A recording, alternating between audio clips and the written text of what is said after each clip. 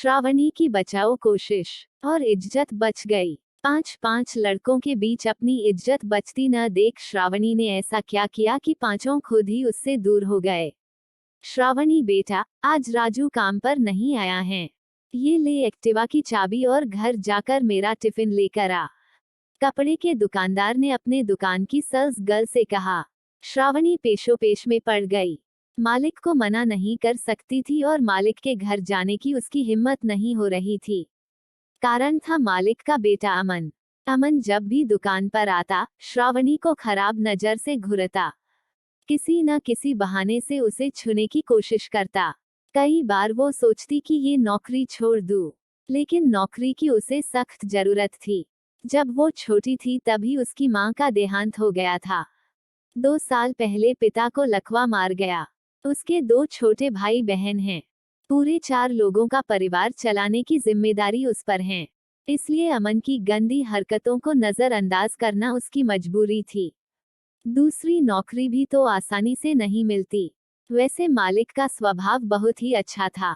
वो उसे बेटी की तरह मानते थे। हर दम श्रावणी बेटा कह कर ही पुकारते। मालिक के तरफ देखकर और यह सोचकर वह अमन की गंदी हरकतें सहन कर लेती कि दुकान पर बाकी लोगों की उपस्थिति में वो सुरक्षित हैं। लेकिन अब घर जाने की बात। श्रावणी बेटा, क्या हुआ? कहाँ खो गई? ये चाबी पकड़ न। मालिक की आवाज से उसकी तंद्रा टूटी। उसने बेमन से चाबी ली और टिफिन लाने मालिक के घर गई। घर की डोर बेल बजाने पर दरवाजा अमन ने ही खोला। उसे देखकर ही श्रावणी को थोड़ा डर लगा। क्या बात है? कहीं मैं सपना तो नहीं देख रहा? आज मेरी जान खुद ही चलकर मेरे घर आई है। क्यों आ गई ना मेरी याद? आज राजू काम पर नहीं आया है, इसलिए बाबूजी ने मुझे टिफिन लाने भेजा है। माँ जी कहाँ हैं? उनसे कहो कि टिफिन दे दे। मम्मी किचन में हैं। किचन में जाकर टिफिन ले लो। किचन के तरफ जाते हुए उसने देखा कि हॉल में अमन के 4 दोस्त बैठे हुए हैं।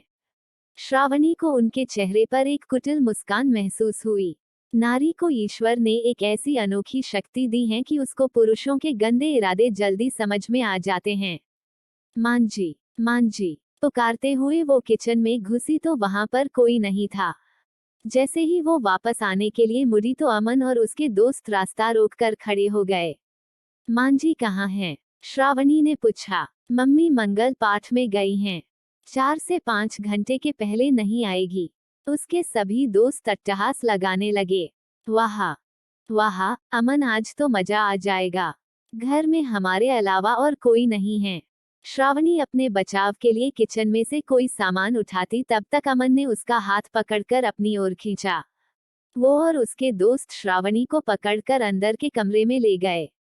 मदद के लिए चिल्लाने का तो कोई फायदा ही नहीं था, क्योंकि इतने बड़े बंगले के सभी खिड़की दरवाजे उसके दोस्तों ने पहले ही बंद कर दिए थे।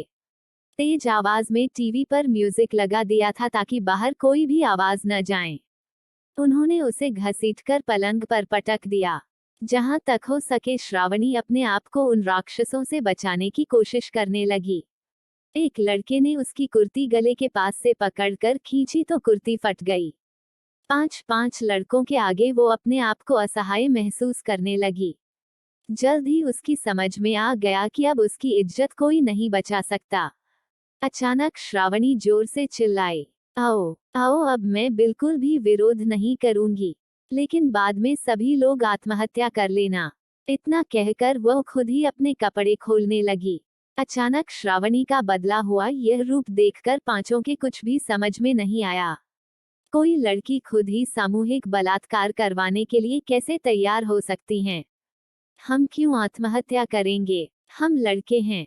हमारा कोई कुछ नहीं बिगाड़ सकता। इज्जत तो तेरी जाएगी। समाज में तू कहीं मुंह दिखाने लायक नहीं रहेगी। आत्महत्या तो तुझे करनी पड़ेगी। हाँ, इज्जत तो मेरी जाएगी, लेकिन तुम तो जिंदगी से हाथ धो बैठोगे।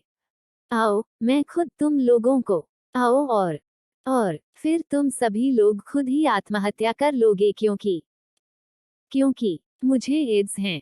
एड्स शब्द सुनते ही पांचों को सांप सूंघ गया।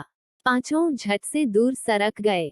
श्रावणी फिर से चिल्लाई, आओ, एड्स पीड़िता के साथ। लेकिन कोई भी अपनी जगह से टस से मस नहीं हुआ। अब श्रावणी धीरे से उठी, अपने कपड़े बराबर किए और सधे हुए कदमों से चलकर दरवाजा खोलकर बाहर आ गई। किसी ने भी उसे नहीं रोका। रास्ते में श्रावणी सोच रही थी कि यदि इन वक्त पर उसे इतना बड़ा झूठ नहीं सूझता तो उसकी इज्जत नहीं बचती।